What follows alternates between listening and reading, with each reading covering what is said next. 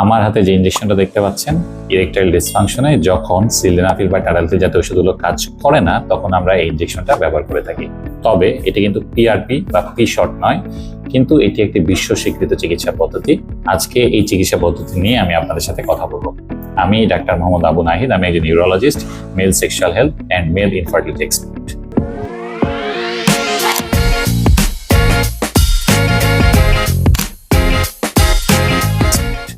আমার হাতে যে ইনজেকশনটা আপনারা দেখতে পাচ্ছেন, এটির নাম ইন্ট্রাক্যাভার্নোসাল ইনজেকশন। ইরেকটাইল ডিসফাংশনের ক্ষেত্রে আমাদের 4 ধরনের বিশ্ব স্বীকৃত চিকিৎসা পদ্ধতি আছে। একটি হচ্ছে জীবনযাত্রার কিছু পরিবর্তনের মাধ্যমে আমরা ইরেকটাইল ডিসফাংশনের চিকিৎসা করতে পারি। সেক্ষেত্রে কাজ না হলে আমরা সিলডেনাফিল বা টাডালফিল জাতীয় ওষুধগুলো ইউজ করতে পারি। যখন সিলডেনাফিল বা টাডালফিল জাতীয় ওষুধও কাজ করে না, তখন আমরা এই ইনজেকশনগুলো ব্যবহার করে থাকি এবং এই ইনজেকশনগুলোকে বলা হয় ইন্ট্রাক্যাভার্নোসাল ইনজেকশন। এই ইনজেকশনের মাধ্যমে কি করা হয়, যে আপনারা দেখতে পাচ্ছেন যেখানে খুবই চিকন একটা নিডল আছে, অর্থাৎ একটা সিরিঞ্জ আছে। এটা বেসিক্যালি একটা ইনসুলিন সিরিঞ্জ। এই ইনসুলিন সিরিঞ্জের মাধ্যমে আমরা কিছু ওষুধ ডিরেক্ট আমরা পেনিসের মধ্যে ইনজেক্ট করি। এখানে আপনারা যেটা দেখতে পাচ্ছেন, এটার ভিতরে কিন্তু কিছু ওষুধ দেওয়া আছে। তো এই ওষুধগুলো ডিরেক্ট যখন আমরা পেনিসে দেই, তখন তারা কি করে, পেনিসের ব্লাড সাপ্লাই বাড়ায়, একটা ইরেকশন তৈরি করে।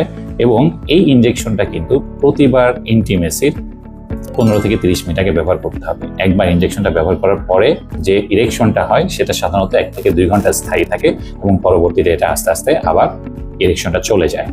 এই ইনজেকশন পদ্ধতির একটা অসুবিধা হচ্ছে যে এটা প্রতিবার ইন্টিমেসির আগে ব্যবহার করতে হবে, অর্থাৎ এটা কিন্তু একটা পার্মানেন্ট সমাধান নয়। যখন ওষুধও কাজ করছে না এবং লাইফস্টাইল চেঞ্জের মাধ্যমে আপনার ইমপ্রুভমেন্ট হচ্ছে না, তখন এই ওষুধটা বেসিক্যালি কাজ করে। আমরা যেটা করি যে আমাদের রোগীকে আমরা এই ইনজেকশনটা নিজের পেনিসে ইনজেক্ট করাটা শিখিয়ে দিই।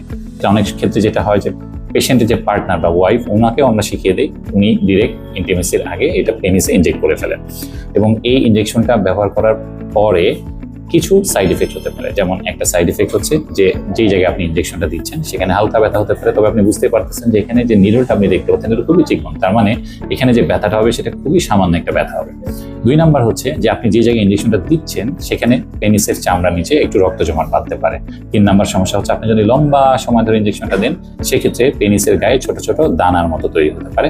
এবং 4 নাম্বার যে রিস্কটা আছে সেটা হচ্ছে যে সাধারণত একবার ইনজেকশন দেওয়ার পরে 1 থেকে 2 ঘন্টা পর্যন্ত পেনিসটা শক্ত থাকে, কিন্তু এই ইনজেকশনটা যদি কেউ বেশি দিয়ে ফেলে, তখন তার ক্ষেত্রে যেটা হতে পারে যে 4 ঘন্টা বা তারও অধিক সময় পেনিসটা শক্ত থাকতে পারে। এটা কিন্তু একটা সার্জিক্যাল ইমার্জেন্সি, সেক্ষেত্রে আপনাকে দ্রুত হাসপাতালে যোগাযোগ করতে হবে।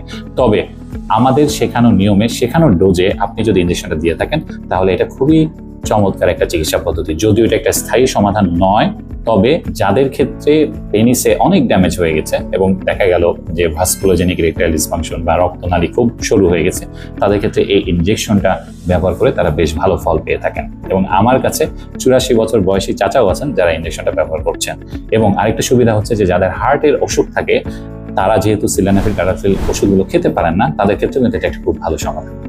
আরেকটা জিনিস খুব ইম্পর্টেন্ট বলে রাখা দরকার, পিআরপি বা পি শটের মতো এটি কিন্তু একটি গবেষণামূলক চিকিৎসা পদ্ধতি নয়, এটি কিন্তু একটি স্বীকৃত চিকিৎসা পদ্ধতি। অর্থাৎ আপনি যদি ইউরোপিয়ান বা আমেরিকান গাইডলাইন গুলো দেখেন, তাহলে দেখবেন যে ইরেকটাইল ডিসফাংশনে 3য় ধাপের চিকিৎসা পদ্ধতি হিসেবে এটি বহুল প্রচলিত।